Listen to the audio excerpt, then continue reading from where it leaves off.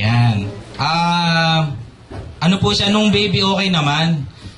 Kaya lang po, 3 months, ito yung picture niya. Para ano na, yung may bukol na ho agad, ano. So sabi naman sa amin, hindi pa masyadong halata yung sa right eyebrow. Ito sa, ano po, ano. May bukol na siya kagad. Ang sabi naman ng pedya niya, ay yung mawawala naman basta na kompleto po yung, ano, yung mga bakuna.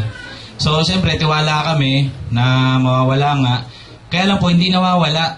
Kompleto na yung bakuna. Tapos po, nung 1-year-old, ito yung picture niya, 6 months.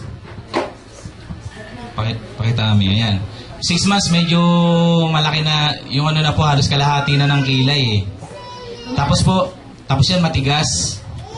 Akala kasi namin yung, siyempre po, pagkabata minsan yung kalikutan, yung nauntog, tapos pagkapabiling-biling yung bata, gusto nang dumapa.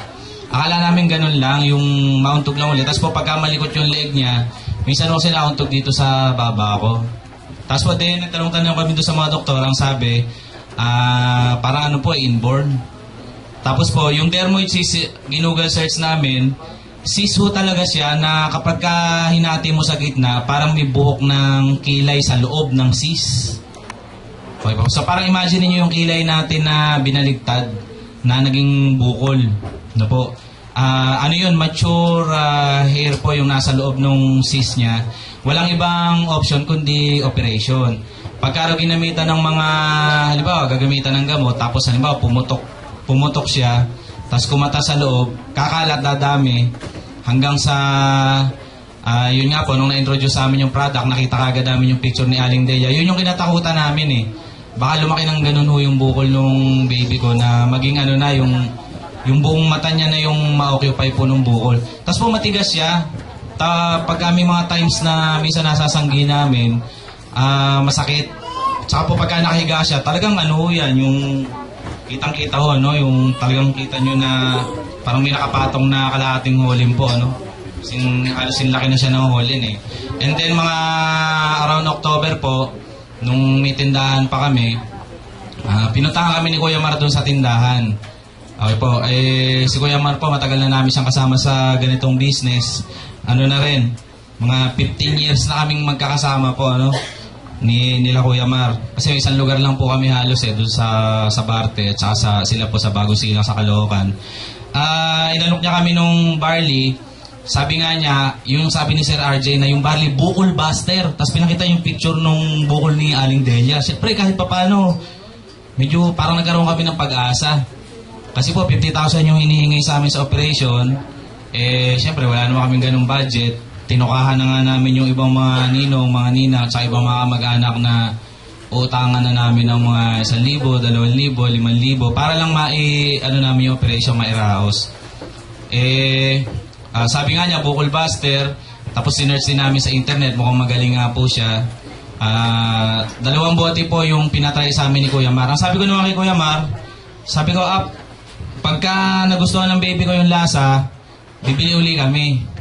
Siyempre, kahit gano'ng kagaling yung supplement, pagka po masama yung lasa, alam nyo yun, hindi mo maipainom sa bata. Okay, siguro tayong matatanda, kaya pa natin yung lasa, medyo masama, pero yung mga bata kagaya ho ng ganitong edad, pagka kahit ganong galing talaga nung kahit anong product, pagka ayaw nila ng lasa, hindi natin mapapainom. So pinatry ho namin, naku, nagustuhan niya yung barley. Talagang, ito yan, yung bago siya gumamit, ayan, malaki pa talaga yan. Malaki na matigas, tapos ho yan, kalahati na ho ng kilay niya yan. Tapos papalaki pa. Kaya medyo, last year lang po ito, October. Tapos po nagustuhan ng baby namin yung lasa. Yun yung na-appreciate namin. To the point na parang ayaw niya ng tigilan, no? May gusto umiinom. Siyempre, mahal ho, di ba? Nung umpisa. Kaya binabawal namin, sabi na, anak, tipid konting tipid lang. Okay. Kaso umiiyak. Tinuturo niya yung rep, nabubuksan niya na rin yung rep 1 year, 4 months po siya ng time na yun. Nabubuksan niya yung rep, tapos hinahanap niya doon sa mga gulay. Okay, kinakalkal niya doon, tapos iinom siya. Basta gusto niya uminom. So, naubos po namin yung 2 bottles ng halos wala pang 1 week. Nag-usap kami mag-asawa, sabi namin, parang lumambot. Okay, so, siyempre, magulang ka, naghahanap ka ng kahit kaunting sinag ng pag-asa. Di ba?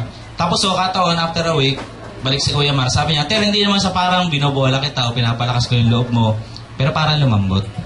Sabi ko, alam mo, parang nga. Sige nga, pabili pa nga uli. So bili uli kami. Try lang, gamit ng gamit. Hanggang sa October. Konti-konti pa lang that time. Siguro, parang 1 bottle a week lang. Kasi tinitipid nga po namin. November, medyo may konting budget. Nakaka 2 bottles a week na. December, 3 bottles a week. January, halos nagwa 1 bottle a day na po kami ng January. Okay po. Tapos, malambot lang. Pero hindi nawawala. Ganun pa rin kalaki. Pero malambot lang, ano po. Hanggang sa February, parang pinanghihinaan na kami ng loob. Sabi namin, bakit yung iba gumagaling, weeks lang, natutunaw. Iba, mayoma pa. May case po kami dito na mayoma, 10 centimeters. Halos 2 weeks lang, naka 4 bottles siya, naging 3 centimeters na lang yung mayoma niya. So, 7 centimeters po yung nabawas. Mantalang po dito sa baby namin, parang walang nangyayari, malambot lang. February, March, April, nako, sabi namin, mukhang paghahandaan talaga na lang yung operation. Tapos po, May, yun na, last week ng May, yun yung bukol ng baby namin, na malaki ho, na malapad, although nagpa-flat na siya, last week ng May, nahati sa 2. Naging 2 maliit na bukol. Parang nabiyak sa gitna. Tapos naghiwalay. Sabi namin, naku, mukhang ngayon palang umi-epekto Ang tagal no, pero umi-epekto. Tapos after a week, anniversary po doon sa church namin, nag-testimony po yung wife ko, completely po, tunaw na yung bukol ng baby ko. Ito na yan. Sa church yung testimony.